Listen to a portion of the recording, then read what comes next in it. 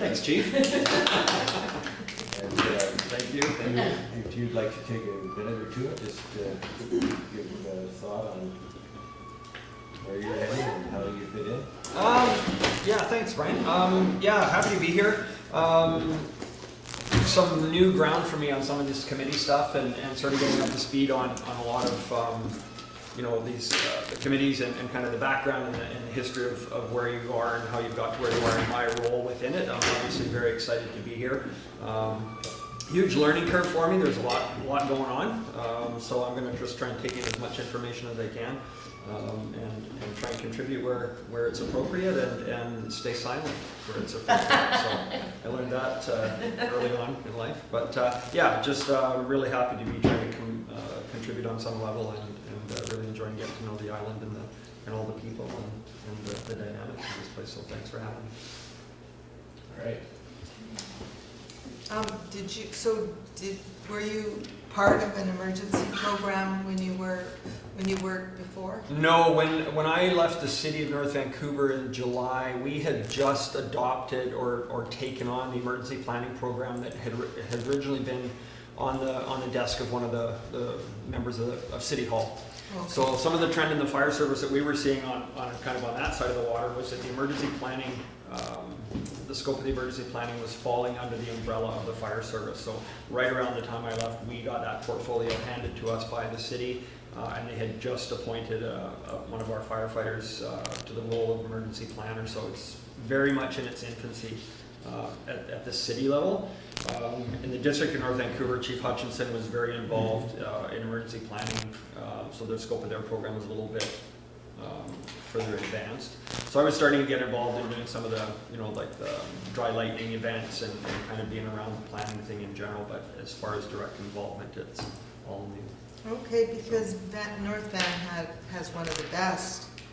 There's two North Vans. Yeah, district. Yeah. So the district, they did, you know, Chief Hutchinson, he's quite ahead of the curve on some of this stuff, I think, and they were really starting to roll out some of the program and build their program out quite significantly.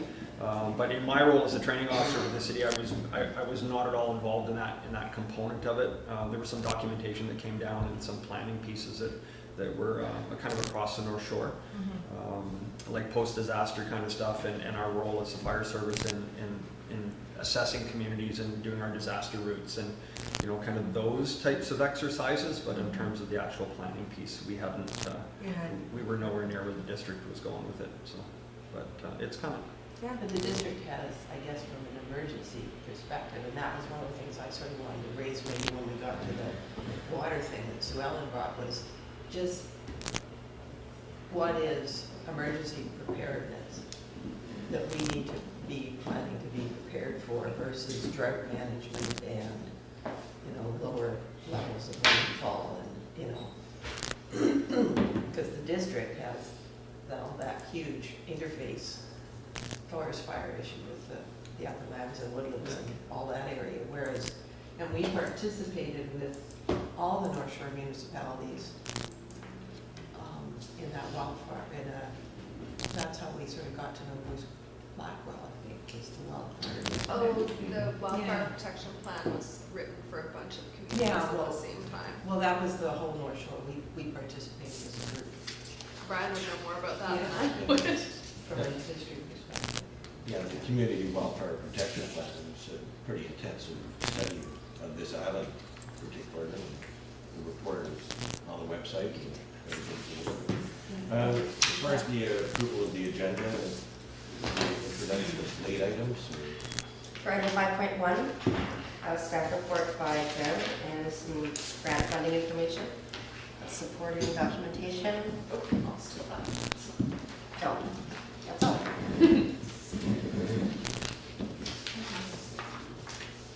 Okay.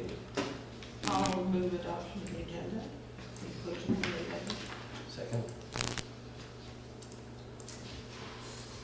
Somebody second it? Yep. Okay. I need all of these. All in favor?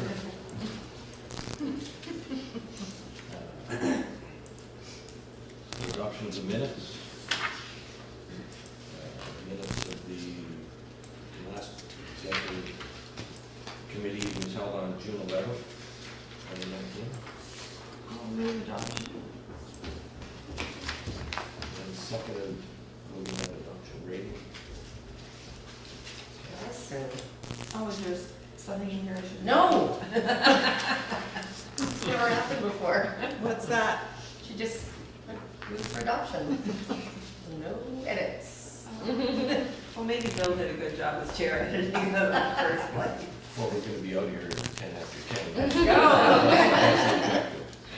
I read them, I didn't notice. Oh, I should let Ellen know that she was agenda. What's the period after Well, there will be no public comments. that? No. And a review of the action items from the June 11th meeting. Do you want me to read them or do you want to? Okay. Are you striking him off?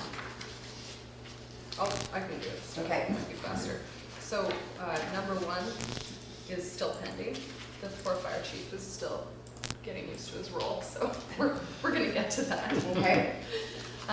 Number 1 from March 28th has been completed. I've sent the content of that communications piece to the communications coordinator to make it look nice. So that's on her desk now. I don't have an ETA, but my part is completed. And I got some input from the deputy fire chief as well, because of his construction background. Oh, that's good. I can't speak to number 2, It's still pending. pending. Okay. Alison, do you want to take number 3? Well, that hasn't happened yet. No, UBCM is coming up in the next Oh, of course, 2 yeah, weeks. okay. But I've got to go and check with Hope, because I don't think we asked for a meeting with BC. It was late. I think didn't get it on time. Yeah, so, It might not be but possible. they'll be there, and you can often sometimes make a meeting with the staff, Mhm. you know, right away, so. Number 4 hasn't taken place yet. The fire chief is obviously in place now, but the public works department Yeah. still isn't quite organized, so What's the that's timeline on that? Do you know? just pending. When are they gonna hire Yeah, someone? I sure. don't know. Can't answer that. I'm not sure. And we've had all these water issues, so Glenn's sort of been Very busy. more occupied on some of those things. And this, just for Derek's part, this is a question I sort of raised because we get a lot of windfall in the winter with the trees, and what tends to happen is the branches get trimmed off and heaved off into the bush, and the tree gets cut up and people take it away for firewood, but that stuff that's heaved off into the bush, or the on branch that falls down and somebody's walking and they pick it up and heave it off into the bush, you know, that's gotta be, so the whole question was how do we deal with that and budget with that. Interestingly, in the survey that's gone out, we should put that on the agenda actually, the community survey, where you can That's take also out great. Yes. Sorry.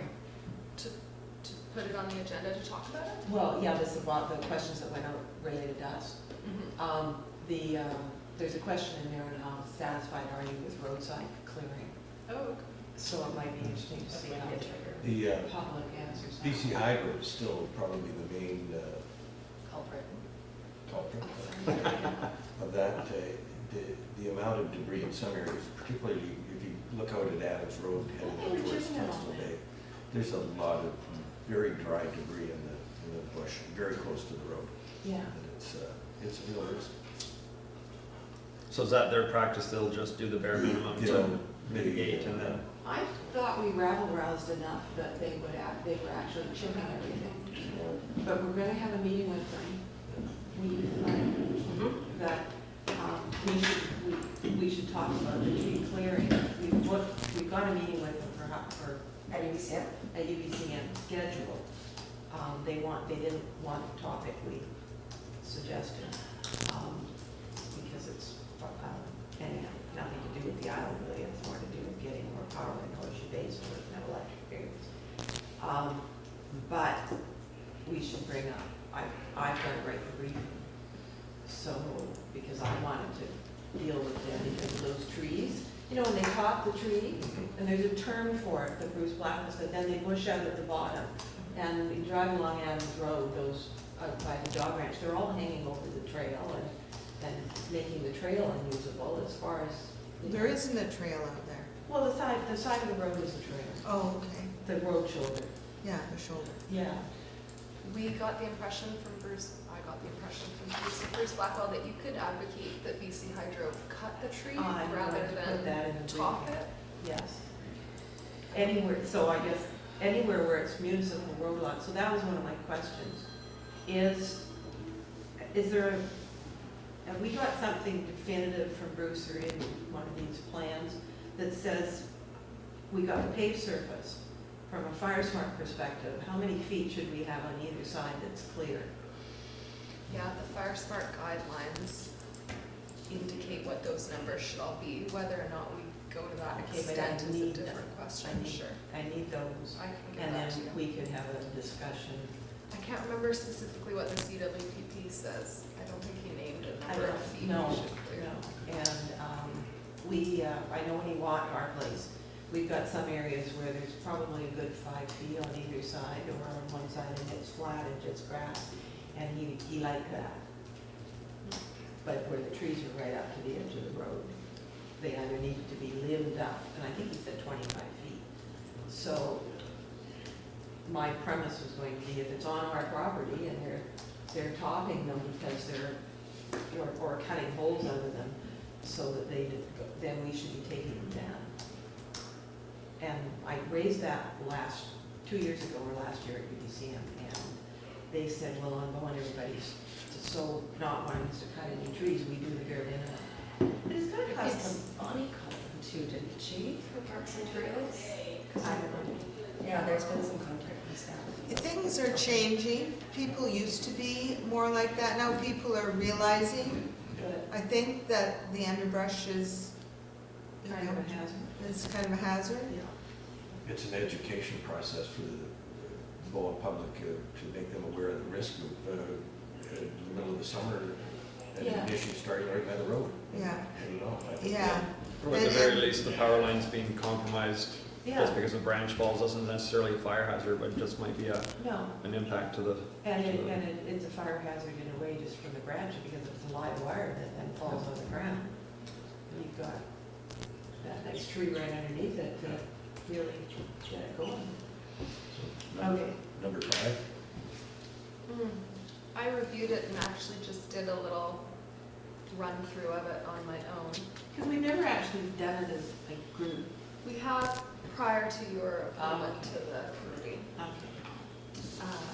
So, What's that all about? oh, sorry, so the Emergency Management BC has a tool on their website. It's a little bit clunky, but it's called the Community Emergency Program Review Tool.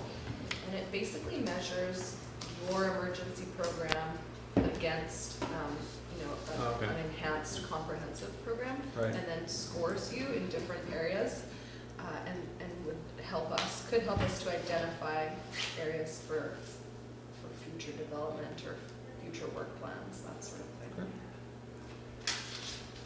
So I don't know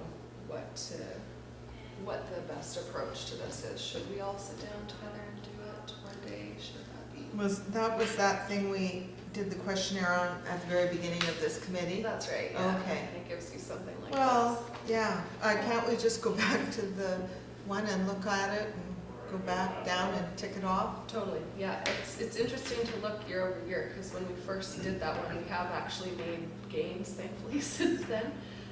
And also, like I've said before, a lot of the work that I'm doing, or that this program is doing right now, is really dictated by the grants. So I don't know how important this is right now, because we don't have a lot of opportunity for determining our own strategic direction, if that makes sense. Well, are there areas in there that we are deficient in that are really key, that we should be concentrating on them because we get big bucks for the effort, big payback?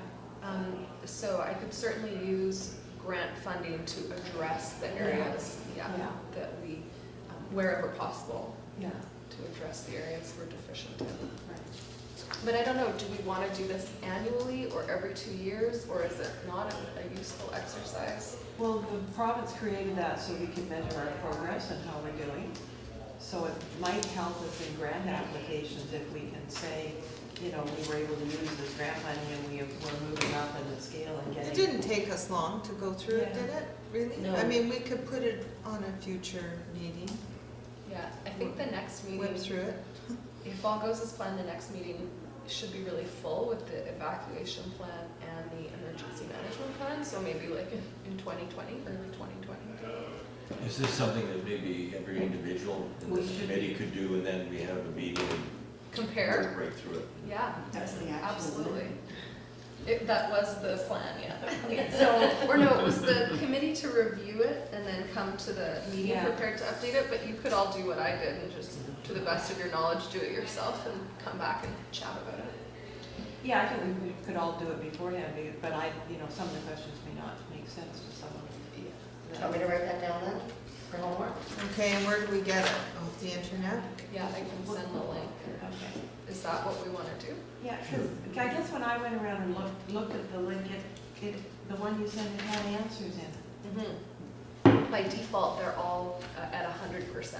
Okay, and So that you was have what to go confused me. Okay. Change them. It's All right. it's a bit of a clunky tool. What's the company or the province or? It's Emergency Management BC. We just get the link and then you. Yeah, I'll put it in the Okay. minutes. So it's their 100%, not ours. And what I can do is, what I did for Alison, I believe when you joined the committee, I gave you the previous ones, so I can go look up our last scores and share those as well. Well, once we've done it, can we save it somewhere so then you just go back to that one and you say, oh, we're still at 50, now we should be at 60? Should I look for it in here? I did It's in here save, somewhere.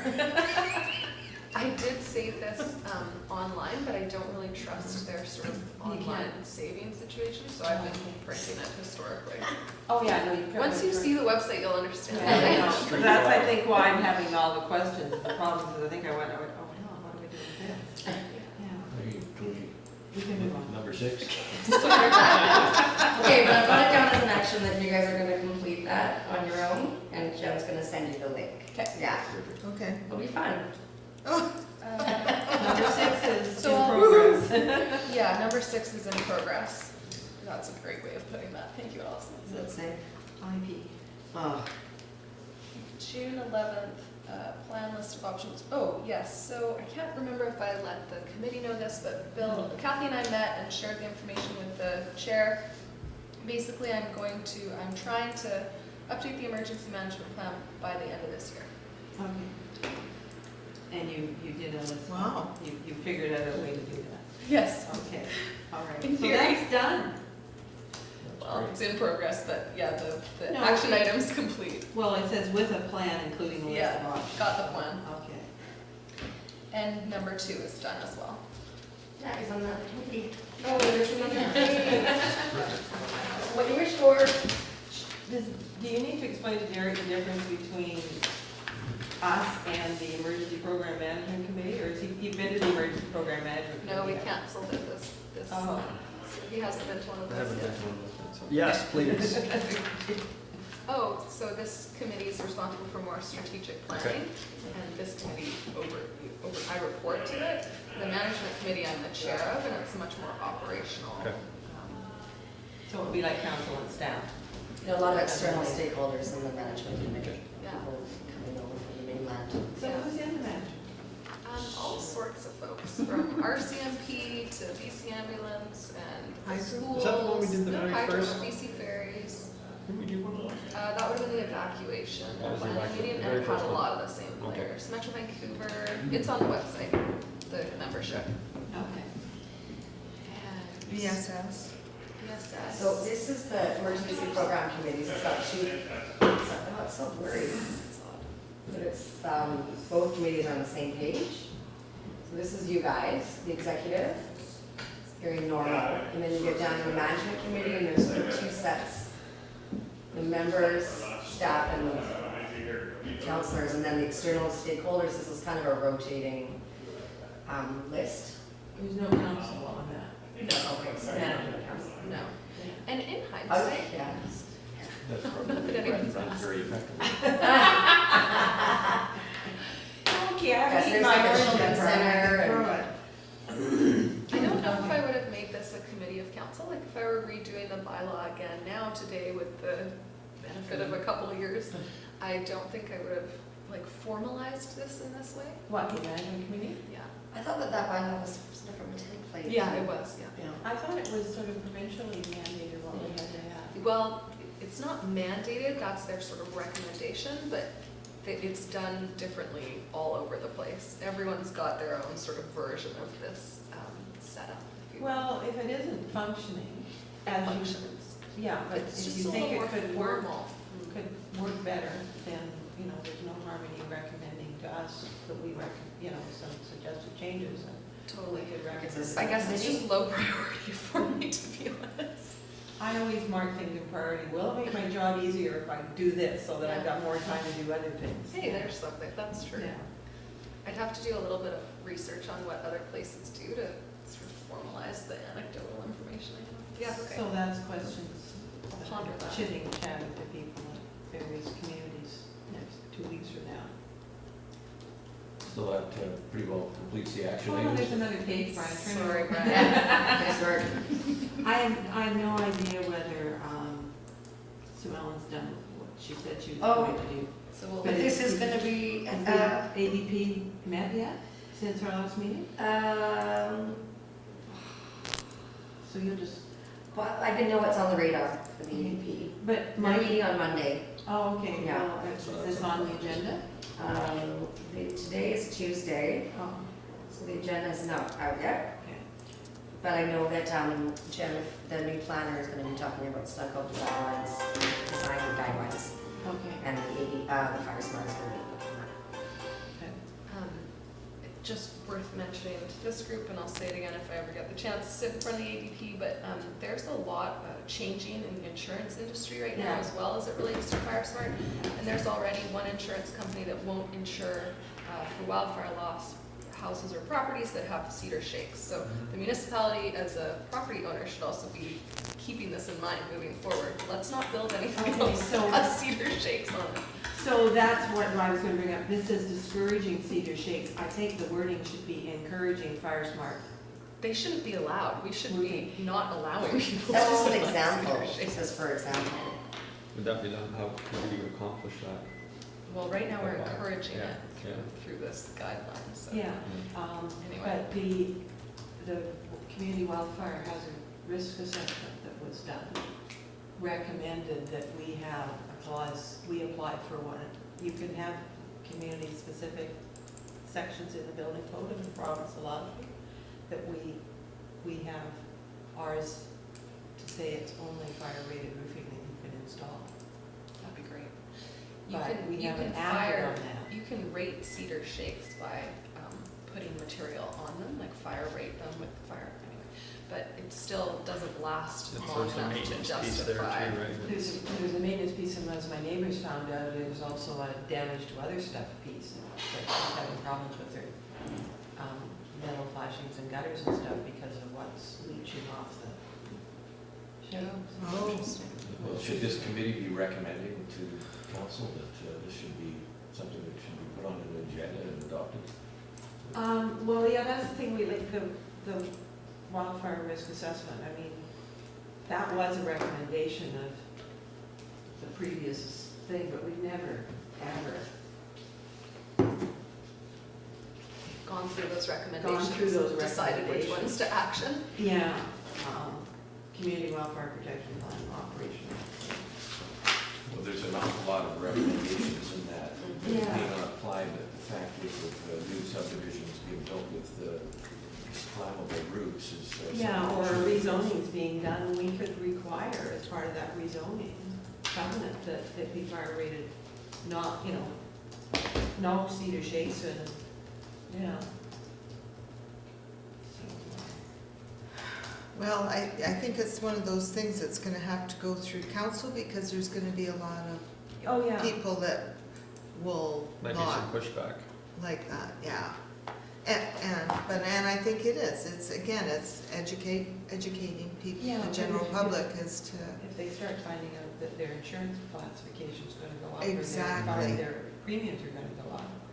I think we should be proactive since we're an island Yeah. about the FireSmart stuff. But yeah, I like that education piece, and I think most people are open when you get good information on kind of what the impact of anything relating to fire safety. Quite often it's people take a stance based on a lack of good information, or lack of education, or lack of, current statistics and technology. And, people still talk about, in their homes, having 5 minutes to get out or 10 minutes to get out of your house in a structure fire, and those days are long gone. But people still have that mentality that, once I hear the smoke alarm go, I've still got some time to get out. So, Yeah, it used to go off regularly in the office, and we stayed on the 20th floor until somebody came and told us we actually had to start walking down the that's a long way to stairs. go down. So Alison, what should this look like? Should this committee be asking for more information for council to address the issue, for council to?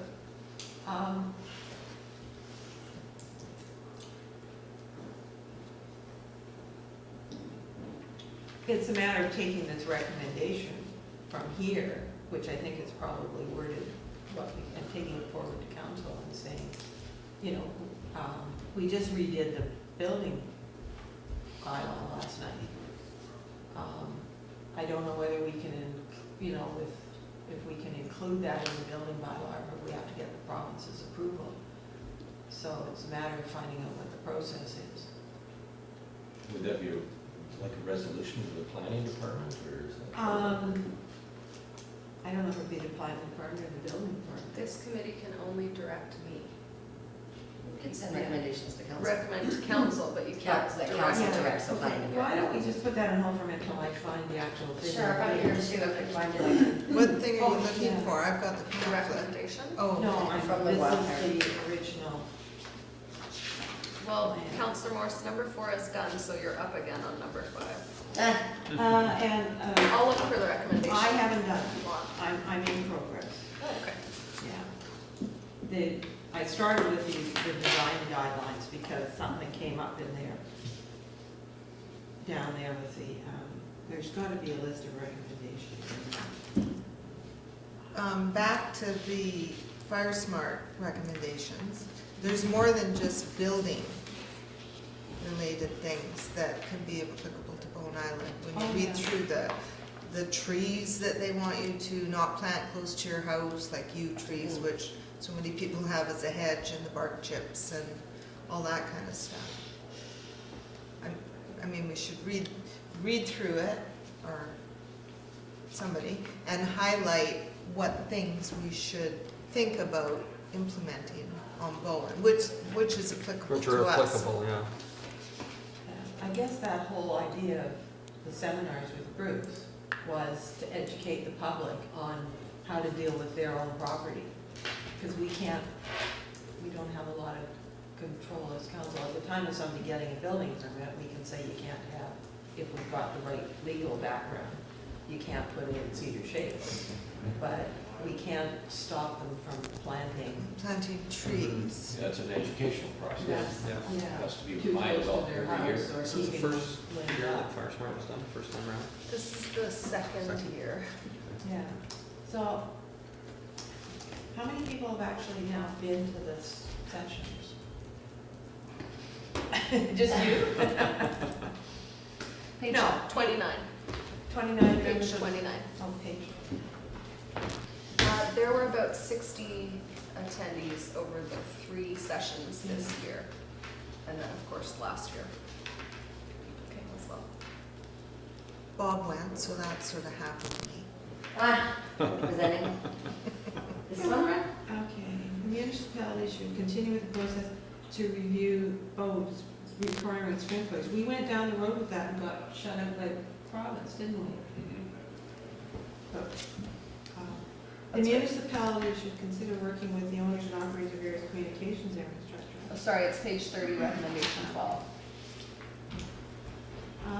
As part of a wildfire bylaw, the municipality should consider requiring roofing materials that are fire retardant with Class A or Class B rating within new subdivisions. While it is recognized that wholesale changes to existing roof units are not practical, long-term replacement standards phased in over roof rotation period were significantly reduced. The municipality should obtain the legal advice regarding the implementation of building requirements that are more restrictive than the BC building code. So that's, so I think we should put that maybe on the action item to do this. Sure. At least look at it and see what the options are there. Does it only apply to new subdivisions, or what about Well- individual houses? Well, that's, I think, what he's saying is this is with the building code. Like, when the house is built, we gotta encourage people to re-roof with fire-rated stuff. Once, but any rezoning, we could require, put a covenant on the lands that they only be fire-rated roofing. And I'm not even sure with fire retardant if, you know, we just don't want these shades, period, retardant or not. Yeah, because it'll, at some point, people won't, the maintenance piece You've of got it to won't spray get it back done. on again. It might not be as effective and Yeah, different quality products that, yeah.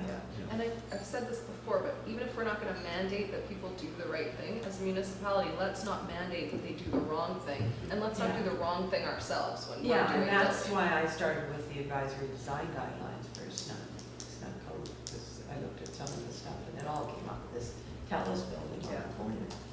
Well, They and wanted them to keep the pine trees right against the building.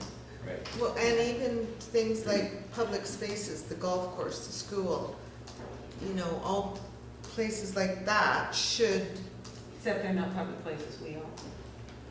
well, the school's a public place. It's owned by the school district, so we've got to convince the It's a school. community school. It doesn't matter, it's, all that land that the school sits on is owned by School District 45. It's their property. But we paid to your extra. point, the fire halls aren't FireSmart, we own that. So the fire hall should be a leading example of FireSmart planning and FireSmart. What to do, not what to not do, you know what I mean? yeah, it should lead by example, and at least Exactly. we can't be out there in the community promoting things that we are not adopting or showcasing ourselves. Yeah, and the same as the new community center. Which is why I fought tooth and nail for not wood siding on the new fire hall. Yeah, no, absolutely. You What, know, what, let's get what's it gonna be? that combination of Hardy? metal and. Are you? What's the roof on the satellite? It's metal, right? Yeah. Or The the- whole So building that's- is metal. Yeah, Yeah. just making sure the roof, is which is good. I think that adopting FireSmart principles. That was just good planning by somebody back in the day. Okay. Have we finished the action items? Yes. Okay. Updates for you, Jen. The gem show again. We like that show.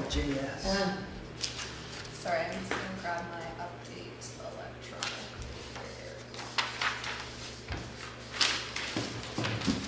So I'll just race through this quickly, let me know if you have any questions as I go.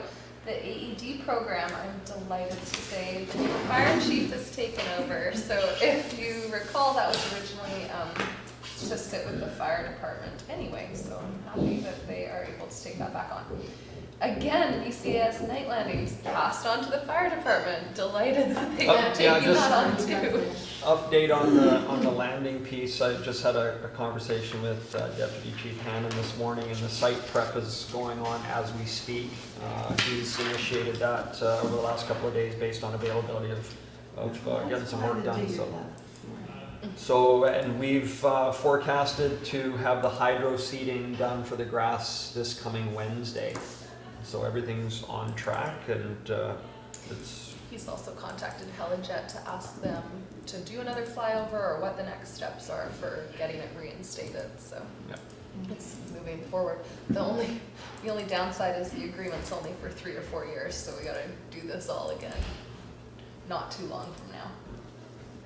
But we're making some progress, which is awesome. So Bowen's administration and maintenance, we have 1,227 people registered as of yesterday.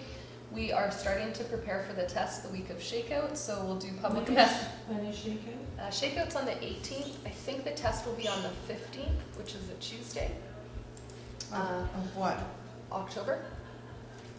Okay. And we're gonna let people know in advance. That was some negative feedback we received last time. They would like a warning before the test, so we're gonna do a lot of public communication notification in advance of it to let people know it's coming. I'm also, as some of you know, have been trying to get all the people who haven't opted in to do that in advance of the test. So just working to clean it up and get ready to do that in October. Crisis communication plan addendum is... So just, we've got all these water committee information meetings happening. Haven't we, Steph? Yeah, so we could do that. Do you want to give us the forms and we can hand them out? Yeah, and I've got the link of the island plan on there. We can link information to. Yeah, but we can at least pass those out. Yeah. Just the pamphlets, the Bowens. Well, whatever you need to encourage people to get on the emergency notification system. At this stage, what's working best is just signing them up. People who were going to do it on their own seem to have done that already, and now it's like the hard to reach. Well, there are a lot of hard to reach demographics and the water people. Do you want to, there's one at 5 today. Just give us whatever you gave me that I passed out on the ferry. Sure. Another thing I could do is just give you a sheet where they just put their name and number, and I call them to sign them up later. Give me the sheet and Okay. give me a couple of the things for the people that are just dead. Sure. So that those that want to do it on their own, like newbies to the island and stuff like that. Great. Yeah. Okay, crisis Yes. communications plan is on the back burner until I have time for it. Disaster debris management plan is completed, so we have a North Shore sector disaster debris management plan that's been sent to the Integrated Partnership for Regional Emergency Management in Metro Vancouver for their review. So what is the definition of disaster debris? Thinking of all the grunge that ended up floating around here because of the winter storms last year, was that disaster debris? Totally, debris they use really broadly. It can be like, you know, biohazard to trees to construction material post-earthquake. So it doesn't, it encompasses every kind of debris you can imagine. But Bodies. I think one of the big impetuses or the push for this was earthquake, thinking about post-earthquake and earthquake planning. Although the disaster debris management plans for other communities have been used in other situations like flooding or extreme weather. Yeah, because we're going to get the disaster debris here more from the extreme weather than anything else. There you go. So there was a recognition a couple of years ago that the planning had to be regional because no community can really deal with huge volumes on their own. There's lots of cross-jurisdictional considerations. So every municipality in Metro Vancouver is working on or now has a disaster debris management plan. So the big question I get from people is, what do I do with it after I found it all on the beach and picked it up? What do I do with it? On the beach? Well, yeah, I'm thinking like with the, like there was the Say styrofoam. styrofoam, you know, all the docks that were floating around, the furniture that was on the decks, you know, the little dinghies that got washed away, the engines attached. So this plan is for debris that exceeds our normal ability, to handle, if you will. So if we can handle it with our regular day-to-day operations, this doesn't come into play. Okay, but we can't. I mean, somebody needs 5 pieces of styrofoam like this, what do we do with it? But we don't need to set up a disaster debris management site for that where people can bring their styrofoam and we can store it because we can't get it to the dump because the dump is full. Like that's not a couple big pieces of styrofoam are not a municipal problem, if that makes sense. They take it at the recycling depot now. Not those big blocks. I saw somebody walking out the other day with styrofoam, so I only take that packaging stuff. Oh, okay. Yeah, so there are things the municipality can do, whether it's throw a bin down in the cove or help people Well, I guess that's what I asked, what's increasing the curbside. definition of debris? Because the debris that we're getting. I think the definition here Be more is large disaster. That's not a disaster. And Well- they go into like metric tons and what is Okay, so considered. we're dealing with. It's a volume piece more than, I It's think the that nuisance extreme stuff during a volume. big storm is kind of more of a local thing versus where you've got, you know, the whole community is kind of facing that Yeah, like that. well, I mean, we ended up with the debris, with those big storms with. Why don't I circulate the draft to this Yeah. group? Yeah, that might be worthwhile having a read of that. Sorry, I haven't done that actually. But yeah, and that raises a good point. What's the tipping point between just a you know, a minor, you know, for want of a better word, a minor issue, Storm. Yeah. and something on a little bit of a larger scale. And the plan does define that to some degree. A lot of the process involved like identifying sites. Where could we store an excessive amount of construction material if we couldn't get it off the island? And what are the implications of using that land for different types of debris? So it was sort of Is there environmental impact? a bit of a thinking process to get the info into the plan. Okay. We're moving along. So ones that are just self-explanatory and they can read, we probably don't need to talk. Okay. We're getting a little quick behind the time. Okay. Moving along. You got a lunch date, Brian? I've got a ferry to catch. I'll speak quickly to evacuation planning. I think people are interested Yeah. in that. So the the consultants are great. They've held a few multi-stakeholder meetings as well as speaking to stakeholders one-on-one. There's a couple more engagement pieces that have to take place in September, and they're hoping to get the draft plan to me by the end of the month. At which point it's got to then go to the management committee. It's going to be validated through a tabletop exercise. It'll go to this committee and then eventually get to council. The grants I can talk about, I guess, afterwards. The NERC program is finally reinvigorated. I'm really excited about that. We have Yes, and Edward. Edward's great, fabulous volunteer leading the charge, and he's created a core team, and they're doing lots of thinking on what they want it to look like. Sue Ritchie's involved, which is great because she was previously the champion for sure. And it's just a really fun, exciting time. So I'm glad. I think that they'll start coming up with ideas, and then there'll be requests to the emergency program. We want to have events. We want to stockpile materials. Like, it'll be interesting to see what direction they take it in. Well, that's excellent. I did some professional development. I've done some community outreach. Staff and volunteers are continuing to take training. Thanks, Chief, for going to one of those courses. And then, as you all saw, the Tsunami Hazard and Risk Assessment in draft form was circulated. Sue Ellen Fast had some really great feedback that I've passed on to the professor who wrote the Hazard and Risk Assessment, and he's incorporating that, and he'll get it back to me, I think he said by the end of this week. Okay, so that was initiated through the management committee or just something? That was initiated by Raj because he just approached me and said that there was tsunami planning funding available. Sorry, this is in the staff report that hasn't gotten to council yet. Just a couple $1,000s from 10 years ago. He asked if I could use that, and I said, well, I don't think we need to do any planning because we don't have a clear understanding of the risk, so I started there.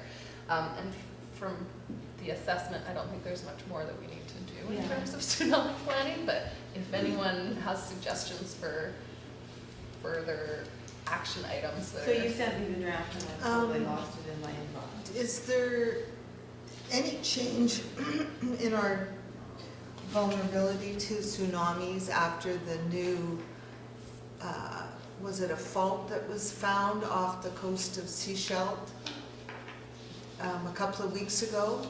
You haven't heard about that? No. Oh, okay. It was on the news for 2 or 3 days, and yeah, it was quite significant. Okay.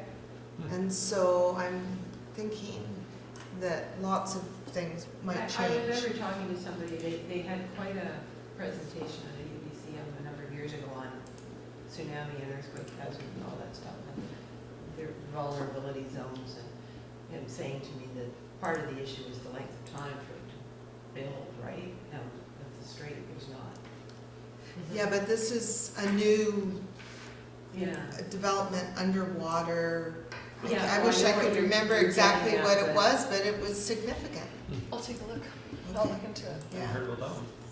and get him to look into it. But that's close to us, so. It is close to us. It would have a more effect. Yeah.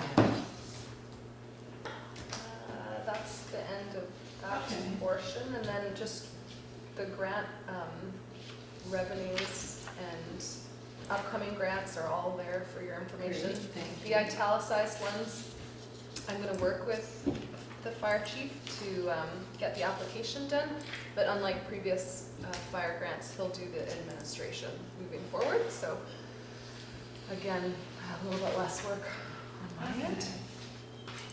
But yeah, 3 more upcoming early next year and for completing early next year. Wow, and they're a significant amount too, cool. Yeah, a lot of money Good compared to work, the Jen. $12,000 annual budget. That's good. Yeah, Awesome, very positive. that's an update. Oh, what else? So the business continuity plan, Mm-hmm. is that something to work with the Economic Development Committee for, or can we just copy somebody else's? It's more of a process, and getting the staff involved is a requirement. You can't do it in isolation or copy somebody So else's. it's our business continuity It's plan? a the municipal continuity not for plan. businesses in the community. Correct, yes. Okay, so why don't you put BIM's business continuity plan in front of it? Sure. Okay, all right, so that's in progress, it's a staff management committee meeting thing. Well, we do have a generator now. Oh, I know, yeah. Made great leaps and bounds. That generator's great. Make sure you run it, or whoever's in charge of it, because we had a generator that size, and we didn't need it for quite a while, Yeah. or run it, and then When you needed it. we didn't install it right away, then we didn't run it for a year or two, because we didn't need it, and then the warranty had run out, and there was something that Yeah. wasn't They working need- They right. need to be We've cycled on a We've frequent had issues basis. with it already. So it exercises once a week. It does, Okay. it does run regularly. I check it on a monthly basis, looking for specific things. We have a contractor who's been hired to do the maintenance. There has been a problem identified with it, but it's getting fixed before the winter, and it's covered under warranty. So yeah, it's a bit of a Mhm, good. ongoing operational thing.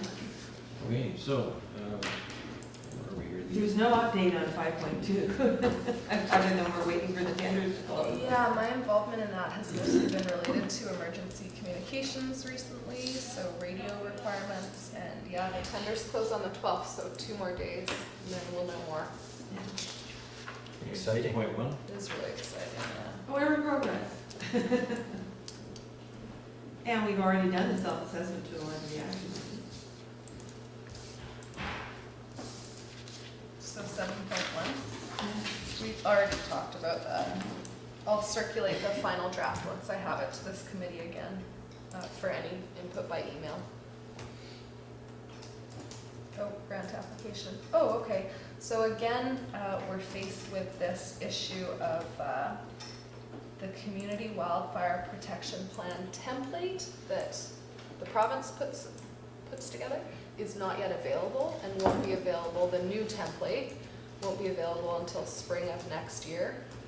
That's why we put it off last year. That's why we put it off last year, thinking it would be ready by now, and it's been delayed. So I contacted Wildfire again and said, will you still support us in deferring, updating the plan, continuing to do FireSmart activities, and then waiting till we have this new format to update the plan at that time? And they said yes. So is this group still in agreement that we're happy to defer a CWPP update until the new format is available? Well, Pros and cons. pros and cons, yeah, well, maybe we defer, but we actually maybe have a session where we go through the old one and identify things that we would maybe want to do anyhow. Triggering, did we do that already? We may have done this before your membership. Oh, but, okay, well, Was then there a maybe, workshop? One of the very first meetings? Would Let me, Go through, the Wildfire Protection Plan recommendations. yeah. Maybe it was Thought a it was a different workshop. document I did that one. Well, you had a workshop, because you guys updated the other one, right? The one I took exception to the wording in on the. Oh, the HRBA, Yeah. right. So the con would have been that we couldn't apply for funding unless we updated it, but they're allowing us again to keep applying. to keep applying. So to me, I say we wait until the next Yeah. format, because why would we do it Yeah, they the bring old back- way they right bring before back they that change So it? my only concern with waiting to update it is, are there recommendations in here that we know are gonna still be totally Yes, valid there that are. we should be acting on? Yes. So maybe we need to spend an hour one day going through identifying. what we There's should so many act on. recommendations in that it would just be overwhelming to try and Action every one. do them all. You're talking about this, sorry, solar power plant? CWPP, yeah. I So can I brought recall this- we had Bruce Blackwell over again, this is quite a few years back, about looking at doing a treatment Yeah. on a spot of land, actually up near the Radar Hill, and cutting a swath through the forest, trimming off the lower branches and so on, just so that it would be quite obvious for anybody in the community that this was a possibility of doing even on their own properties and so on. That didn't go anywhere because of costs involved. Well, we could fund that through this grant funding if it were something we wanted to do in the future. We can't do projects, we can't do fuel management projects until we update the plan. Right. So And we that's can do why it's FireSmart. procurement, isn't it? Yeah. So this is from September 20th, 2017. These are the recommendations from the plan and then I guess an analysis of what would be Is required. this from the HRVA or this? Oh no, CWPP. This is the CWPP. So there you go. So work has been done to identify what's doable. Interesting. So maybe recirculate that, Okay, and we should. to you guys? I mean, I think we've already identified that the roof one is something we should be doing and it'll come up in the next plan, in any assessment. That plan is actually still very valid, I think even so, though it too. was done quite a few years back. The forest hasn't changed. It's gotten worse. Yeah, Bruce says our risk is higher now than it was when he wrote this Yeah. plan. Oh, well, yeah, we've got all those dead cedars floating around. You So know, it I is- just talking about cutting the underbrush and dealing with that kind of, I don't know why, it just keeps sticking in my head that the young people should be doing that work for a part-time job instead of paying top dollar to BC Hydro workers or tree choppers and stuff. If there was some kind of a community way, maybe a volunteer fire Yeah. person could oversee it, it'd be such a great way to give teenagers a weekend job, Well, that's part of working why I physically. asked the question about what do you do about the brush? Yeah, Because our community was quite willing to clear all the stuff off the side of the road, yeah, and they actually went and did it. So the public portion of Fairweather Road, they spent a weekend, but Yeah. we did our part too. But there was piles of brush like this yeah. every 100 feet along the road.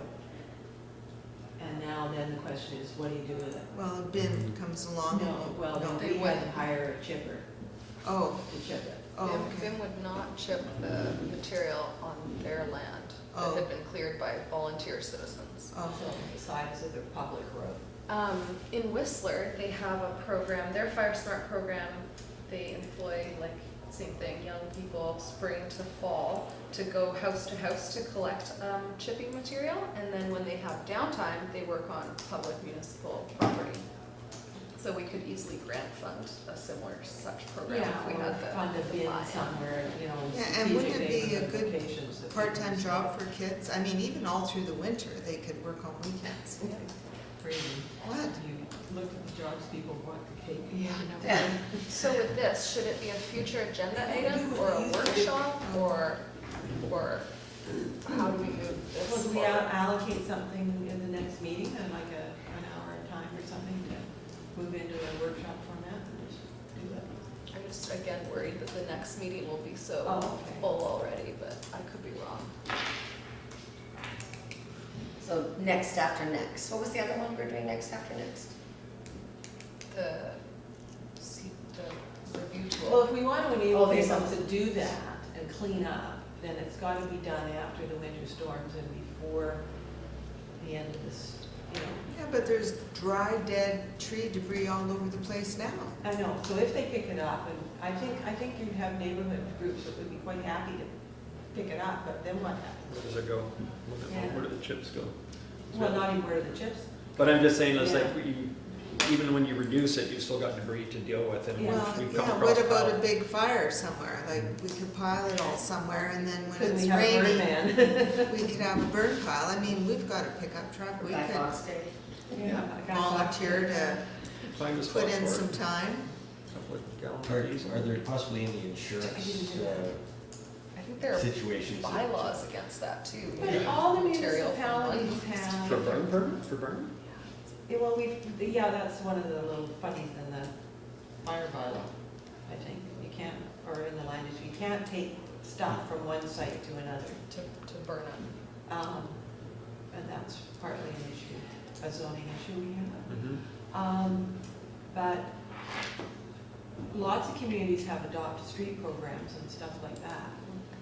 And so from your volunteer liability, they somehow manage to deal with that. And some communities have, you pile it up and then the big dump truck will come and pick it up, like Vancouver does. That you rake up all your leaves and put them in the pile, and they'll send the truck around to pick them up. Yeah, that's what Whistler's doing. Yeah, so But how do you get them from the pile into the truck? Like, I can't even get in my The pickup guys truck back. no, but that's where the truck and the guys who put them in the Body, pile manpower, are person supplied by power. the municipality. Yeah, But the community neighborhood does the piling. Well, this is Yeah. probably something that can be addressed in the new update of the wildfire protection plan. One of the, I think that would be the avenue for it. Well, I think the plan might just recommend that you figure, you deal with the Do roadside something. rush, so now we're into the practicalities of how you do it. Right.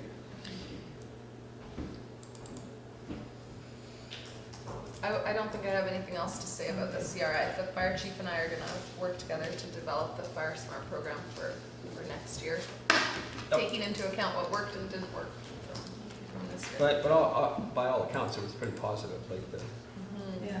feedback so far. Yeah, so we had 55 assessments completed. 5 communities took advantage of the community chipper day. Is there money left? I got the There's bill. $10,000 left over. Oh, I'll send you the bill for chipping the road stuff. Well, that's just it. I think I might have to go back to everyone who's had an assessment and say, hey, if you want to do more, we'll put more money towards it, because I'm not gonna allow the money to go unspent and quick unplanned. question, you recommended on our house that we have covers on our eaves troughs? Oh, Would that be covered?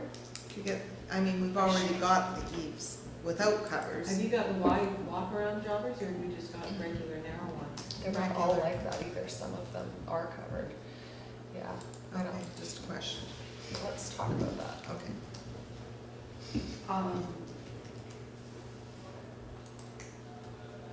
Is that it for new business or? No, we've got We've got- this Vancouver Sun article, which takes me back to the question, that's drought management. So is that in our purview or not?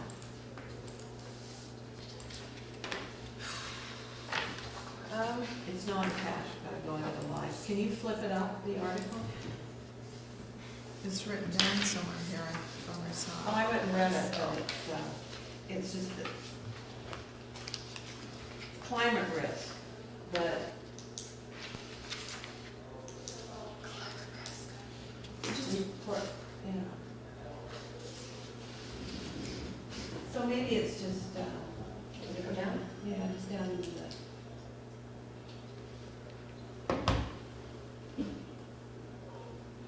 So maybe it's just an information piece that's just telling us that there is more risk or,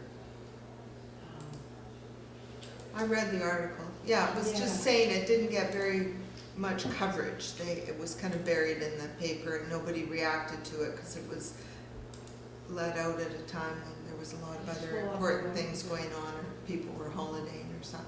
yeah, so it's a seasonal long-term water shortage, yeah.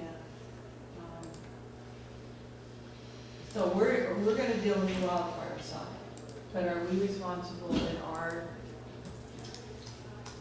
terms of reference, what emergency management? If somebody totally runs out of water, does that fall in our purview, does that fall in?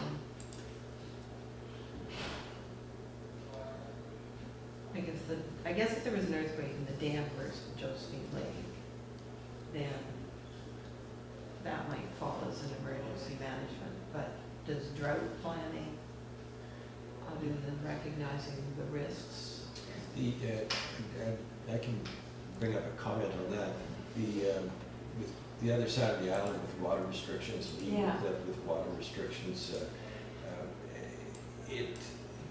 what was missing out of those crises was the fact that it diminished the supply for if there was a fire, a structure fire, or it spread into the forest or whatever. Yeah. That did not seem to take any kind of a precedent, but that is probably the most important aspect of having that supply of water maintained. Yeah. And I think it's a real concern, and it wasn't part of the discussion that Has there ever been I think it should be any, part of the discussion here. you know, from an educational perspective, we talk about just kind of, you know, dissemination of information and kind of doing like an assessment of a typical single-family dwelling and the required flows for firefighting and kind of what that would. Pardon me? Isn't that what the bus report does? It rates all their fire hydrants to make sure there's the proper flow for firefighting? Yeah, there will be some discussion around like what the infrastructure looks like and what its capacity is, but for the average person, like what does it look for in gallonage based on the anticipated fire load of a home and kind of what the numbers are, and if you have a fully involved structure fire Yeah. with modern fuels versus legacy fuels, so the new synthetic fuel packages in homes, what type of water requirement you're going to need to extinguish that. And it boils down to X number of gallons. Gallons or liters per minute. Yeah, so it gives people sometimes some perspective on, you know, on what the impact of a fully involved structure fire would look like. Yeah. And then you can obviously, you know, break that down to. Yeah. How you maintain that. But, so that goes back to, we've got people that are on water systems that have hydrants, and they are rated that there's adequate pressure and storage, so is there adequate storage to provide that flow? That's the question. And I guess if FUS has rated somebody 3A, a system, which is the highest rating we can get, then they've said that we've got there's adequate water flow through a proper hydrant. One of my questions was on the data that I've seen through Public Works here, our hydrants have show numbers for pressure, static pressure, so no water flowing, just, you know, put a gauge on the hydrant, open the hydrant, seeing what you've got as a static water pressure. Oh, we've That done doesn't- that. That doesn't tell us anything. No, but they actually tested the flow. So to finish my point, is that the question was, as we do our annual hydrant inspections, are we monitoring these flows and getting these readings? And the answer that I was given was no. So, because the infrastructure will change over time and things will Yeah. degrade and, you know, scaling and a number of impacts on the pipe, blah, Yeah, blah, blah. yeah. So it's kind of keeping an eye on those pieces because, you know, the longer it goes on, the more impact it'll have. Getting a number, you know, today is going to change tomorrow. And then there's the public systems and there's the private. Exactly. And when the guys come and check our hydrants, they do that. Yeah. And they do check both. So, Yeah. but, So there's a number of layers to this question, right? Yeah, and then But Brian makes a super good point. It's like, you gotta have something in reserve for, as your, well, yeah, your water tank can't just be for your drinking water. You've got to have to maximum day demand. You've got to have I mean, enough left to fight fire. If you've got a capacity of 80,000 gallons in the supply to a municipal system, no matter where, and it gets down to a point where there's insufficient water to fight a fire, is it something that all of a sudden you can just stop that flow of water to somebody's house? I mean, this is a real problem because there is not the capacity, and it was kind of ignored in the whole situation here. Talking about people are concerned more about their plants and watering their garden Then having enough water than to fight having fire. what happens if their house catches on fire. Yeah. So I think this is something that has to come from this committee, for sure. I also hesitate to provide, publicly state that this is a concern because the residents don't have any, what are they gonna do about it, right? We're gonna tell them that they should be worried and then not give them any tools to fix it, right? It'll maybe pressure the municipality more, but what will it change by raising awareness about this? It's sort of the first yeah, there thought. has to be, yeah. We have to make sure we help, if we're giving information about this in a way that doesn't. Yeah, so I guess the first Cause question panic. is the size of the current storage adequate? Even. Add more water catchment areas for But- rain But in both water. those situations, there were leaks that weren't found quickly enough, and so they did drain the tanks. That's the Eagle Cliff story as well. Yeah, there was a couple of leaks that he was too, that's what caused that. they found those out. Easy to find them in the summer when it's dry, not so easy in the middle of the Winter winter. when everything's wet anyhow. But other than a house fire, there's, yeah. Well, do we need to have But what an do we extra do? meeting and put that, mull that over sometime? Because it is important.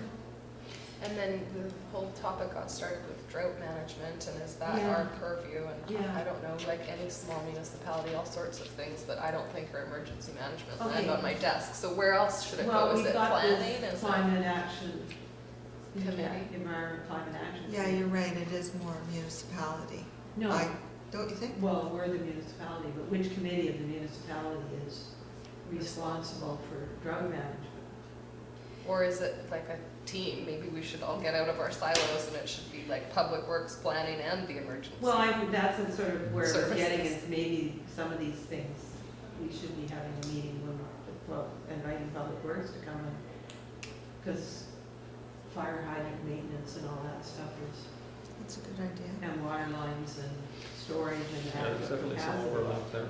It might be something to direct staff to do, again, like strategic group. I don't know if they need to get into the actual flow rates of each hydrant, just what, No, No, we don't, but I'm no. talking about, what do we see as needing for yeah. emergency management and managing wildfires in the way of stuff, and are the community systems and processes in place to make sure? I'm not sure drought management is really something that this committee would even be worried about, or that's something. But it's indirectly, I guess, in that there isn't enough water to fill the creek, to fill the surface water. If there's a wildfire, It becomes an emergency at some point. yeah. But, or should we be saying, like Eagle Cliff situation, the reservoir is really low, but the creek that feeds the reservoir is empty, it's dry. So that reservoir isn't going to refill. So should we be saying, well, you don't have adequate storage, you've got to think about saving money so that you can, but then they've got the whole issue of pumping it up the hill and everything else, it's a major. Well, I don't know. Ivor's got an artesian well on his property. He's got water gushing out. That's an Eagle Cliff. Yeah. They could drill somewhere else. So they don't have a storage tank that it gushes into? It doesn't really, I mean, it is wet all around it. It's Yeah. not a geyser. So. But, yeah, I mean, so there's water there on the rock on the side of the mountain. Yeah, that'll come up, I'm sure. Well, to reiterate on that whole thing, we're not gonna solve all those water problems, but I think that it's the purview of this committee to make sure that people are very aware that there is a risk of not having enough water in the storage system to tackle the fire. Yeah. And I think that's the main thing. I And think then we there's- could come up with a benchmark that could be like a mean average for the community as a whole, to sort of say on average, based on, whatever, this is kind of what it looks like in Well, terms isn't of. that what the FUS standard does? It says you've got to have so many liters per minute or per second, so much pressure, and then they work it backwards to say, Yeah, they'll have some data in there on fire flow, but if you've read the FUS, which obviously you've looked at it, it's very, you gotta understand what you're reading, but for the average person, they're not gonna sit down and glean that information No, out of but the you document. can turn it into the we could- result that's, Yeah, you the could- three things. It says you need this many gallons to fight a Absolutely. fire, and you need this Yeah. much in extra storage, and you need this much just for your normal use. Exactly. But being able to, to share that information in such a way that that's got some Yeah. meaning to it for the average, But, homeowner. It sounds, Brian, like you're saying more that the municipality should recognize like the firefighting impacts or implications of this lack of water. Not so much the public, the Well, actual no, I think residents. it's Both. both. Because you're right, in all the emails and letters we got, they were all complaining about, not that they had enough water to drink, but what about all my plants and my gardens? And nobody sort of said, well, what are we gonna do if we have a fire? That's the first thing I thought of when I heard the fire hydrant was dry. I thought, uh-oh. Yeah. So. I think it's kind of intuitive, we just kind of assume that you know, I think sometimes people don't recognize that potable water and hydrant water are the same water. You know, Yeah. I know there's some literature out there, there's seen something in writing, but it's all coming from the same place. You know, and I think sometimes there's this idea that they're separate systems because at some point they get split to your domestic and for your fire water, so. And I mean, you know, some of the systems are good in that they've got a large tank, but they've also got a huge lake that, Right. you know, feeds that tank, so you could end up forgetting about running treated water through the lines and just run the raw water through for fighting the fire. Yeah. Which I think is what you guys did in our, we had the fire. We'll take it from anywhere. Yeah. That hydrant at the top of the hill runs straight out of the diversion dam. Do what Vancouver did, we'll pull in a master firefighting line, draw it right out of the chuck and supply the whole system for fire just out of the surrounding pond. Yeah. But Well, and that's what they started looking at, and I mean, that's an extreme example of, you know, looking at worst case scenario and planning ahead for, you know, for the big demand, like that 200-year event or whatever they plan for. Well, that last big fire on the waterfront in West Van, they fought with the Vancouver Fire Boat because it was easier to fight it Yeah.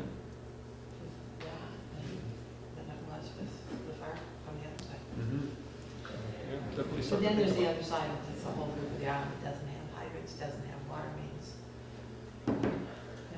Yeah, like us. And you've got some storage, right? We just have a well. Oh, you're not on the County Point utility? No. No, I guess you're before the County Point, right? And we're right above fire hall number 2. Where the tanker is, it won't take very long to get there, as long as it takes Colin to drive down Key there. for the gate. Did the municipality declare a climate emergency? This municipality? I know it was referred to the environment climate action. That's just a feel-good thing, it's not a, Somebody was asking me and I didn't have the answer. It was, though, they sent letters, didn't they, to, oh, that's soon the oil companies. You're talking about last night's meeting. The Allen's Trust has declared a climate, but again, it's, so what? Made a declaration, now you feel really good, but it's actually the feet on the ground and doing that. I'm just curious.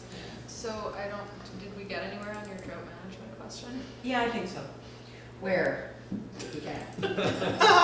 In summary, Drought management management is an From a issue recording of the for minutes our perspective. committee with respect to ensuring that there's adequate water supplies for firefighting.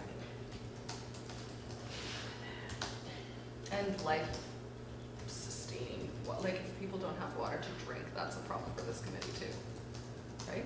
Public health is our concern. Yeah. People staying alive. The chief said something that I think is rather interesting, and I'm sure that there are people in the community that think that the fire hydrants are mysteriously sourced from other Yeah. spot Yeah. and their tap Yeah. water. Yeah. Yeah. And And that's not a slight on anybody, that's just because we don't deal with the fire flow demand thing Yeah. every day, and it's just Yeah. like, a good and in thing- theory, they are separate systems in the sense that once they get tapped off to your home, it's now goes through your pressure reducer and your potable Yeah. system, but, Yeah. so they are kind of separate, but, yeah. I think it's a good thing to remind people, for sure. Yeah. And I thought I saw something in writing somewhere here that it's referred to, it's, you know, whether it's fire or drinking, it's all the same, I'm not sure if I'm dreaming that, but. Oh, that might be, I don't, is that in, yeah, somewhere. Somewhere, anyway, Yeah. something we can think about as, you know, as we move forward with our, you know, public education, you know, we've got Fire Prevention Week coming up from, you know, the public education perspective. We, you So know, when's fire prevention week? October 6 to 12, I think, if memory serves. So a curiosity question, history. Why isn't the fire hall open house done in fire prevention week? Weather? Weather, basically. Okay. Sorry, what was that question? Why is the big open house, fire Ah. hall open house has always been in June, and fire Yeah. prevention week is in, Yeah, and typically Fire Prevention Week targets a specific program going Okay. into schools and talking to kids. Okay, got it. And NFPA, the National Fire Protection Association, comes out with kind of a theme annually on kind of what your focus is, and they provide all of the literature and the lesson plans and the tools for you to buy. They don't provide it, but, and then we target it on that level. Well, you get the kids, they'll get their parents. Yeah, well, that's a, you know, it's a good way to incorporate, like, you know, yeah, you have the kind of like the global topics that NFPA brings down that you can adopt, or you can do your own curriculum based on the needs of your community and the ideas. So there's definitely an opportunity to, you know, to add some pieces in, things like that. So, that just reminded me, all the high school students have to do community service as part of their, Career CR. personal planning or something. yeah, I mean, I'm wondering if there's some way we could incorporate some of Oh, yeah. this work being done and cleaning up and tidying up and fire smarting areas into the community service program. I've already talked to Shale about some ideas that I had on targeting youth to bring them into the fire hall to do some, you know, some more on the, not really the administrative side, but just kind of like a general, it was a general question of how do we find help. Yeah. I was willing to, like, we've got some stuff I wanted to clean up, and I said, how can we hire some kids? And Shale was talking about the youth program. Yeah. So I think there's an opportunity to investigate that and also do it as a bit of a career development piece. Yeah. Like, hey, if you've ever thought about, you know, Yeah. what is life at the fire hall? It's not just being on the trucks. There's also work around the administration of the fire hall and the maintaining of everything, and then you get to go and do the fun stuff. So I think there's definitely a piece there that I would pursue. I tried to find out if there was like a central database you could register with that Yeah, the kids could look at. The school. I spoke to the building inspector, who's a teacher, and he gave me the impression there wasn't. Oh, I any. spoke to Rockridge years ago And there was, because we were looking for stuff for the tourism. and they have, And they they took have our name. a, they have a list of community opportunities available. Oh, So it's one of the guidance counselors. okay. I think you need. That's cool. Yeah. Because our kids go to Rockridge largely. Yeah, because that's something that you could incorporate, like Yeah. if Bone Island Fire Rescue was on the list as, if you have any interest when one of your Yeah. programs comes up and you're looking for a, you know, some support or some kind Yeah, of. well, I got the feeling from Yeah. talking to this lady a few years ago that they keep a list of stuff for the kids. So the kids are, well, I don't know what to go and do, and they can say, well, here. Great. The disadvantage we seem to find is the kids don't want to do their volunteer, the bone kids don't want to do it here, they want to do it elsewhere. Not my kids. That's good. Yeah. Definitely something to look into. Hey, I'm just curious about coming into the fall and winter. Are we looking at maybe having a reminder for residents of winter preparation at all? Is that something that happens automatically, or is this? No, that's a good idea. There's something in the undercurrent this week about personal preparedness broadly, but not so much winter storms specifically. We could definitely do that.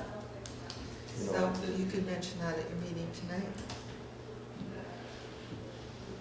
I think it's important to remind long-term residents, but also folks that have moved here recently that, New people, yeah, like yourself. I'll take all the help I can get, yeah. Anybody want firewood? I'm giving away our untreated old cedar decking.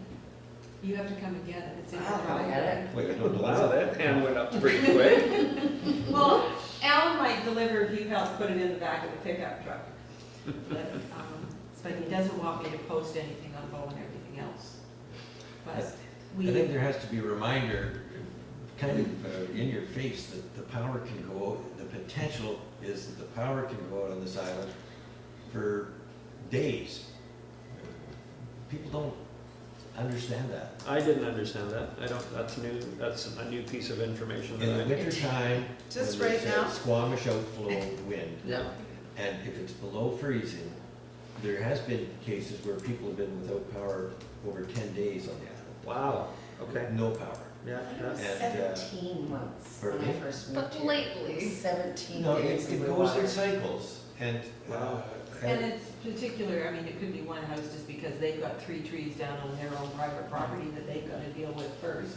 but still, Yeah. it just, you know, just getting your head wrapped around some of the pieces of being on an island and. Oh, for sure. Yeah, that's a good point. I think it's important to put that out as a Got a reminder. there's emergency to- kits for sale.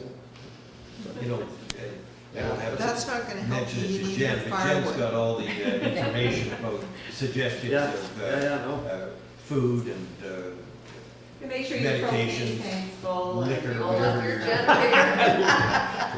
generator. But in, like what Brian's talking about, it's different than the emergency, our emergency Totally, yeah, kit in a of course, disaster. yeah, of course. Really? Do you not have a wood, No. wood No. stove of any sort? No. We'll find him I'll at be- Municipal I'll be- Hall with the yeah, generator going. I'll be, yeah, really. Well, but the other issue is, Fire hall, you go can't there. necessarily get out. Yeah, If the tree's across the road and the live wires are on top of the tree, then yeah, Uh-huh. absolutely. you're not going anywhere. No more fire chief. I just, He's trapped. just for historical reference, Yeah. I forget the year. 1990, 1990? my sister-in-law moved over here. Okay, there was a really bad storm came through, there was a lot of snow, and communities on the ice became isolated on the island. Yeah. And as a result of that, there was Pam Still, who was the wife of Alan Still, the fire Oh, chief yeah, at the yeah. time, and Sue Ritchie, and quite a few other people got together and formed up this neighborhood emergency response program of people that would look after their, check on their neighbor, Yeah, yeah. make sure Oh, anybody that's that okay, might be cool. infirm or whatever. Yeah. And that was the seed that started that, and it ramped up and it kept in progress for quite a few years, and then because we went through a period where we didn't have too many winter storms or anything like that, it kind of, Tailed off. The need for it wasn't And as then- it's yeah. so gratifying to hear that there's new energy in that. That's Our awesome. program, yeah, I'm That's it. excited too. Yeah. Well, it's Yeah. like everything, planning, just having a little bit of foresight as to what your potential challenges are. Yeah, and even recent history, last year, a tree went down on Miller Road, everybody was trapped for, all night, half the day, so it shouldn't be they don't have to dig back too far to find instances when they were affected by Yeah. extreme weather. Yeah, sure, I'm happy to start sharing that as the weather turns, I'm sure Sophie will be. Is there a way of maybe getting that onto some sort of Island page? the island page or Bowen Island, everything else? Oh, yeah. Just- Yeah, with plaster social media. I think you can put it on the fire page, you Sure. can put it everywhere, yeah. Yeah, probably sometime in, early October would work. Okay. Will you make that an action item? Steph? It is an action item. I've got another one for you, but are you gonna contact Robert? Yeah. Okay. All right, next meeting. Do you guys want to make another meeting for the self-assessment tool, the wildfire plan, and the fire hydrants? These are 3 things that have come up that aren't gonna fit into your scheduled meeting. When is our next schedule? Well, it's Tuesday mornings, and did we settle on Tuesday mornings as being a good day? 'Cause I now seem to have, The next one's on December 10th. When do you want to I'm know? not sure whether I am going to end up having to do babysitting duties on Tuesday. Oh. Yeah, I have exactly the same thing Because pending, The older so, one's going to, preschool, and Mom, I think, has to do her shift when he's there, which means somebody's got to look after the other one. I don't know why Tuesdays. I think it just was I fine. I think think there we're was a avoiding whole- Wednesdays because of the dangerous cargo bill or something, but well, I guess without all the other counselors here, it depends on, sometimes their meetings fall on Council certain meets days. on Monday evenings, But Yeah, you're but they on have all different different committee meetings. and all the. Sue Ellen's not on that many anymore because she's. No, but I'm she's got all the stressed. Allen stress Yeah. stuff, but, I don't. Well, I can doodle poll. I mean, Yeah. do you want to do another meeting though? Is that in November? For these 3 things? I would, I I'm just don't have asking a because we're problem with that, sounds Walk like, around Well, here. or we could make the other meeting longer. She says it's really long already. Well, what? It has the potential to be because there are 2 big plans, but I mean, if everyone looks. at Like a the- 3-hour meeting? Looks at the minute bills, it doesn't matter. That was right out loud. I would lean towards having 2 instead of 1 big long one. Yeah. Usually I agree with after that. 2.5 hours. So when is all this other stuff going to be ready? All this other stuff. The fire hydrants. I mean, that December 10th, you don't want to have an earlier meeting, so this other stuff would be more of what sort of stuff do I need to get ready? I don't know, what are you presenting? What You're not presenting, you guys are gonna be reviewing the self-assessment tool. You guys are Okay. gonna fill in a self-assessment tool, and you guys are No, gonna I'm discuss talking it. about the December 10th meeting. Oh. You keep saying it's really full, so what's Oh. on it? Okay, the evacuation, sorry, I didn't understand. The evacuation plan Yeah. and the emergency management plan. Okay, so it's a Two. matter of going through those, Yeah. making final recommendations, and then actually recommending the council approve them, or are they gonna go forward? Depending on how many council after? revisions. I mean, we can Yeah. do the whole thing by email if we don't wanna do it in a meeting, but Well, I guess you'd send it all to us beforehand, so we would have gone through it. And then it's a how matter- many people read everything? yeah, these are like Yeah, other than, yeah, okay. I do. You and I, well, there's two of us. and the- It's a good excuse to sit down with a the coffee. Yeah, I want a hard copy. If you want a hard copy, we can just ask Jen if she can have. No, hard I'm copies. good now that I've got my computer to open those things perfectly, well, it's been working for almost a year. It was just, there was some glitch where the Apple computers weren't Oh, opening. yeah. But now that I can just press on the links and they open and I can read it, I'm okay. Okay. So the two extra things were the review tool, the And- community and- wildfire protection plan recommendations, Fire hydrants, and fire hydrants. Okay. right? Water You supply. guys, I mean, you're Water talking supply. about Water something, supply. getting Fire. public works, getting the water committees, or getting Oh, well, something that to do was with the fire. talking with Public Works, I guess, about, So do you wanna invite public works to that meeting? or do we just let the fire chief talk to Public Works and say the community, you know, we're concerned that we don't know that, you know. Well, I think, I So mean, maybe from the the, fire chief wants to come to these water meetings. yeah, well, that's maybe not a bad idea for me to I- get some background and understand more about the infrastructure in general. That's not a bad shout for It's sure. 9 o'clock today. 5 There- o'clock today, Huntsville Bay. But That's because I, a good idea. Alison, I do think that, I feel that, I disagree with you a little bit about the flowers. I think that I've been hearing water committees be quite concerned about fire. No, we're not talking about the committee, Okay. we're talking about the general public. The emails. No, the general public though, Yeah. like the meeting at Kate's Hill. But I think the action item was to sort of come up with an education piece or what that would look like in terms of breaking down the data to say, like in a given area, a home of, what is an average home size on that, 2,500,000, I've got 3,000 a square report feet, that maybe you haven't seen, possibly. that does all that. Yeah, It takes the recommended folks, I'll show it to you. I'd be happy to look at that, yeah. But just, dissecting the information to make it, deliverable in some way to the community, saying, in addition to drinking water and water for plants and blah, blah, blah, you also Yeah. have to keep in reserve on average X number of 100 gallons for a single family dwelling of the average size of blah, Yeah, blah, blah. yeah. Just, there it is, black and white. I A think- single family well, dwelling is yeah. gonna use this much water for When we fire. fought the fire at our place, I think we figured we use somewhere between 20 and 30,000 gallons, and we've got a 50,000 gallon tank. Yeah. At least. Yeah. So when you start saying to people, 30,000 gallons of water, that's a Yeah. number that Yeah. catches people's attention. And then when your average daily demand is also 40,000 or 30,000 gallons, then your Yeah. tank is big enough. So I'm just in my mind gonna roll that whole conversation into the CWPP recommendations review because it is all tied in. Yeah. So do we wanna hold a meeting between now and December to review those two items, the CEPR tool and the CWPP?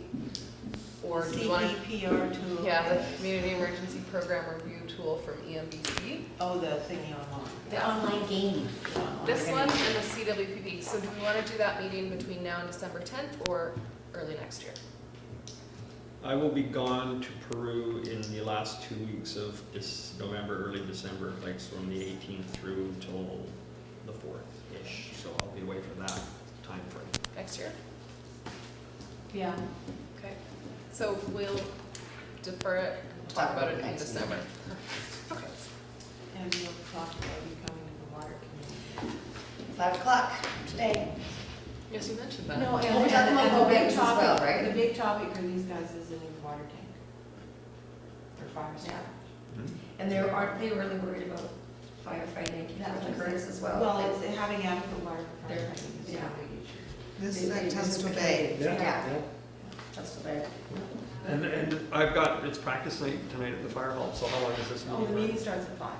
And runs till, The public information meeting is from 5 to 6, the committee meeting is from 6 to 7, but if you were there for the public information meeting, you'd hear everything and you could disappear. So no supper for you tonight. I'll have to have an extra big sandwich at lunchtime. Yeah, likewise. I'm gonna eat when I get home. Anything else? We're gonna finish 10 minutes here. Oh, good.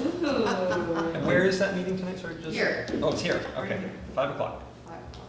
All right. That Hurricane Dorian, this is just a little personal observation on that. It was rather interesting when it hit Marsh Harbor in the Bahamas. The pictures were absolutely horrific. I mean, there's people Well, that everything- are lying underneath all those buildings. All their houses, yeah. The story is going to go on for a long time. Well, that same hurricane came up and skirted along the border of the United States, caused some damage and so on. And then it hit Halifax, Yeah. and it was a very diminished storm. And there were some pictures of a crane on the building, and there was trees uprooted and so on. But the next day, as soon as that passed through, there was news pictures showing people out on the streets barbecuing and eating and complaining about the fact that their cell service was down. And it struck me that that was the same storm. Don't misunderstand it. The impact on the Maritimes was, Minimal. but it was still damage, and to them it was a real thing. But it was the same storm that came through.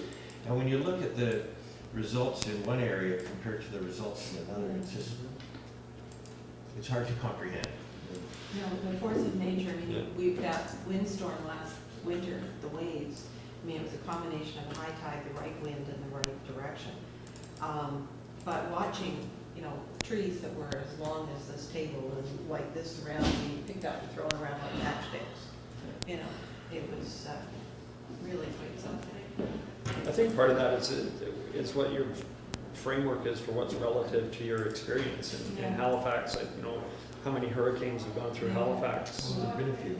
Yeah, but of scale that would be, but you're absolutely right. I mean, the fact that it's, just moved a ways up and, I think it's, that crane coming down is, luckily there was no. I don't know if there's different levels of construction. that's what I was just thinking. Well, there's that combined with the fact that the oceans are warmer down there, so don't they make bigger hurricanes? It was a bigger From- storm when it was there. And, Oh, for And sure. and it's the out there. oceans are warming, so there's gonna be bigger hurricanes. But that was interesting, the weather last night, the Weather Channel, all this lightning we've had, and we've been lucky, I guess, that it hasn't caused more fires than it has, because we were watching it some Saturday night. Was a mixture of the warm air we've got with the cold air all of a sudden coming in, and it caused the lightning. But we never were hearing thunder, but I was seeing these great flashes like this, and then going straight down. Yeah. But I don't know relatively where it was, but I sort of thought, oh, the planes are still landing in the airport. And I'm looking directly over the airport. So, yeah. Okay. Move to adjourn? Yeah. Second. Okay. Thank you, everybody. Thanks, Brian. Yeah. Thank you. Thank you.